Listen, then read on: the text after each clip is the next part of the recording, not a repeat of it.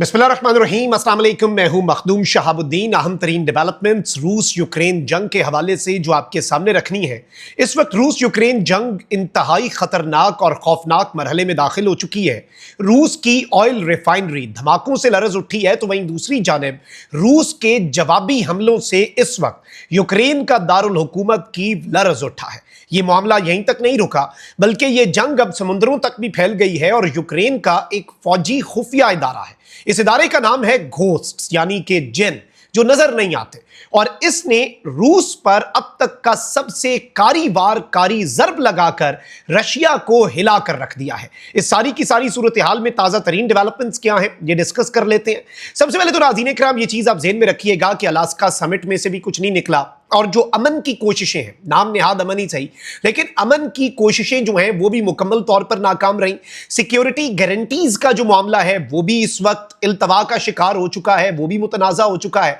और इस सारे के सारे सिनेरियो में इस वक्त ना ही मुस्तकिल अमन और ना ही जुज़ वक्ती अमन जो है, या फिर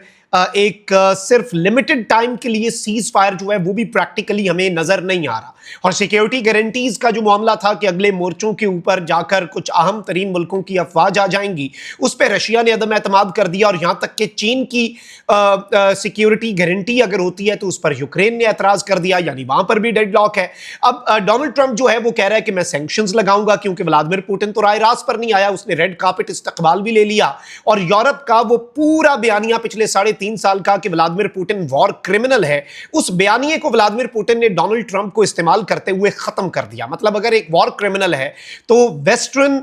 जो पूरा ब्लॉक है उसे लीड करने वाला अमेरिका क्यों उस शख्स के लिए रेड कार्पेट बिछाता है और उसका जहाज उतरता है और अमेरिकी फौजी रेड कार्पेट जो है वो रोल आउट करते हैं, और उस शख्स को क्यों शाही प्रोटोकॉल दिया जाता है अमेरिका के सदर की तरफ से, और उसी अमेरिका के सदर से बाद में मुलाकात के लिए सारे यूरोपियन लीडर्स और यूक्रेनियन प्रेसिडेंट जो है वो व्हाइट हाउस में इकट्ठे हो जाते हैं। तो अब व्लादिमीर पुतिन को तो लेजिटिमेसी मिल चुकी है, व्लादिमीर पुतिन तो इस सारे मामले के अंदर अपना फायदा कर चुका है। इस सारी सूरत हाल में अब रशिया जो है उसकी एडवांसमेंट्स बढ़ चुकी है, रशिया ने इलाकों पर कब्जे जो है उनकी स्पीड बढ़ा दी हुई है। ऑन दी अदर हैंड मैं आपको यह बता दूं कि रूसी अफवाज ने यूक्रेनी दारुल हुकूमत की पर रातों रात बड़े पैमाने पर ड्रोन और मिसाइल हमला किया, जिसमें यूक्रेन के ऑफिशियल्स के एस्टिमेट्स के मुताबिक दर्जनों अफराद जख्मी हुए, लेकिन 17 अफराद जो है वो हलाक भी हुए। गैर मुल्की मीडिया रिपोर्ट्स के मुताबिक यूक्रेनी सदर ज़ेलेंस्की ने कहा कि दारुल हुकूमत की पर गुज़श्ता रात होने वाले रूसी हमले में 2 बच्चों समेत 17 अफराद हलाक, 38 जख्मी और 7 अजला में रिहायशी और दीगर इमारतों को नुकसान पहुंचा। उन्होंने कहा कि की पर गुज़श्ता रात होने वाले हमले से जाहिर है कि रूस को हकीकी सिफारतकारी में कोई दिलचस्पी नहीं। सदर ज़ेलेंस्की ने कहा कि रूस मुज़ाकरात की मेज के बजाय बैलिस्टिक मिसाइलों को चुनता है, रूस जंग खत्म करने के बजाय कत्लो गारतगरी जारी रखे हुए है। अच्छा, जो कीव के अंदर से हमें विजुअल्स मिले वो भी बड़े खतरनाक थे, और कीव के अंदर से जो इस वक्त तस्वीरें आ रही हैं जिसमें तबाही इतने बड़े पैमाने पर और आग के शोले आसमान तक बुलंद होते हुए नजर आ रहे हैं। तो on the other hand Russia जो है उसकी स्ट्रेटेजिक लोकेशंस पर यूक्रेन के हमले जारी हैं। यूक्रेन के जो हमले हैं ना वो बहुत स्ट्रेटेजिक और बहुत नपे तुले और डीप इनसाइड रशियन टेरिटरी है, इस चीज को तो हमें मानना होगा। और ऑपरेशन स्पाइडर वेब के बाद से रशिया का डिफेंस सिस्टम जो है वो भी कोलैप्स हुआ है। रशिया अपने न्यूक्लियर पावर प्लांट पे हमला करवा चुका है इन द लास्ट 72 आवर्स। आप यहां से मामलात की संगीनी को समझें। और अब यूक्रेन जो है वो भी रशिया की स्ट्रेटेजिक लोकेशंस जो हैं, चाहे वो आर्म्स डिपो हो, चाहे वो बैलिस्टिक मिसाइल्स की फैक्ट्रीज हो, चाहे वो न्यूक्लियर प्लांट्स हो, चाहे वो एटमी मराकज हो, या फिर रशिया की ऑयल रिफाइनरी, क्योंकि याद रखिएगा जो चीज जंग को लेकर चलती है वो हथियार से भी ज्यादा ऑयल है। अगर आपके पास ऑयल सप्लाईज नहीं है आप जंग नहीं कर सकते, ये एक बेसिक है।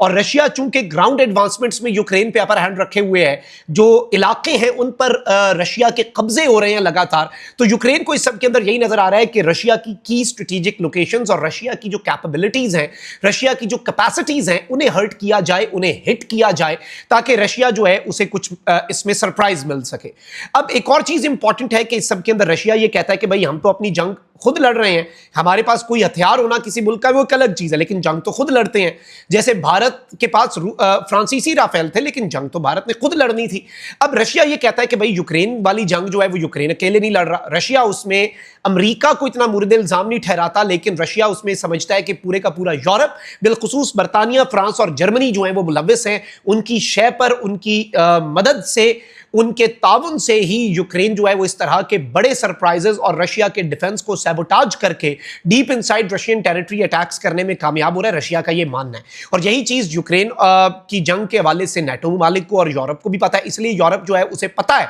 कि रूस ने इन वन वे और अनदर आज नहीं तो कल यूरोप पर भी हमलावर होना है। अच्छा, वहीं दूसरी जानिब नाज़रीन किराम, ओब्लास्ट रशिया का एरिया है, वहां पर समारा ओब्लास्ट का जो एरिया है वहां पर कुबलेशेव ऑयल रिफाइनरी है रशिया की, वहां पर यूक्रेन ने रशिया की ऑयल रिफाइनरी को उड़ा दिया है और यहां पर मल्टीपल एक्सप्लोजन्स, मुतअद्दिद धमाके, यानी it was not just one drone attack, it was a series of attacks on this oil refinery और पूरी की पूरी रिफाइनरी जो है वो आग के शोलों की लपेट में आ गई। अच्छा, ऑन द अदर हैंड मैं आपको यह बता दूं कि रशिया की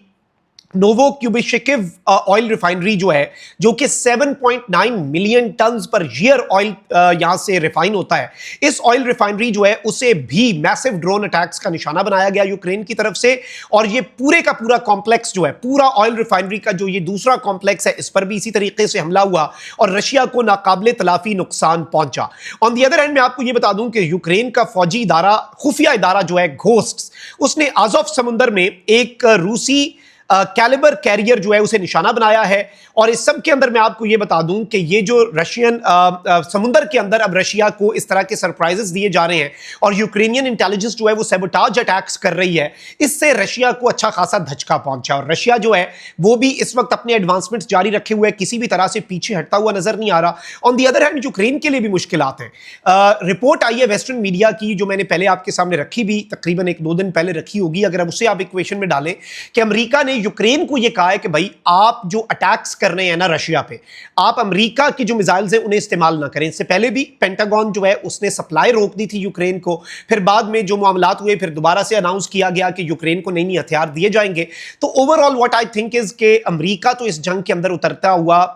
हमें नजर नहीं आ रहा और रिलक्टेंट है, यूक्रेन की मदद के हवाले से भी अमेरिका रिलक्टेंट है। But on the other hand Europe, बिलखुसूस जो यूरोप को चलाने वाले 2 मुल्क हैं, फ्रांस और जर्मनी और फिर ब्रिटेन है, ये 3 मुल्क जो हैं, बरतानिया, फ्रांस और जर्मनी, ये इस वक्त खुलकर ना सिर्फ यूक्रेन के साथ खड़े हैं बल्कि अगर जरूरत पड़ती है तो ये यूक्रेन की इस जंग के अंदर मदद भी करेंगे, खुलकर भी उतर सकते हैं, इसकी भी पॉसिबिलिटीज हैं। क्योंकि अमन का जो इम्कान था वो तो इस वक्त नदारद है, बिल्कुल इस वक्त हमें नजर नहीं आ रहा। और इसके साथ ही साथ रशिया जो है वो अपनी एडवांसमेंट्स बढ़ाए हुए है। यूक्रेन बेशक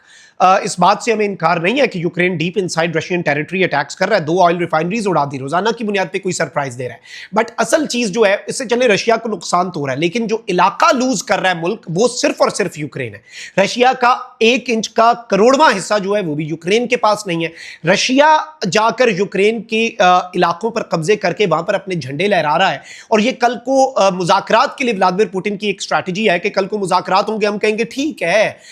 इसमें से हम 70% इलाका यूक्रेन को दे देते हैं, 30% हम रख लेते हैं, लेकिन फिर भी नक्शे तो तब्दील हो जाएंगे और व्लादिमीर पुतिन जो है वो एक पावर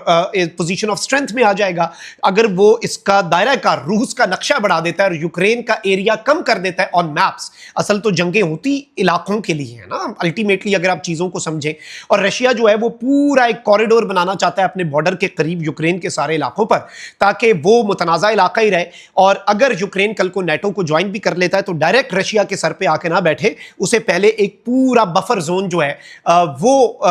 वो आग का दरिया बना दिया जाए, वो बफर जोन जिसे उबूर करके रशिया तक आया जा सके। ये व्लादिमीर पुतिन की थिंकिंग है और इसमें अब देखते हैं कि कौन कामयाब होता है, लेकिन अभी तक की ये डेवलपमेंट्स थी। अल्लाह निगहबान, पाकिस्तान जिंदाबाद।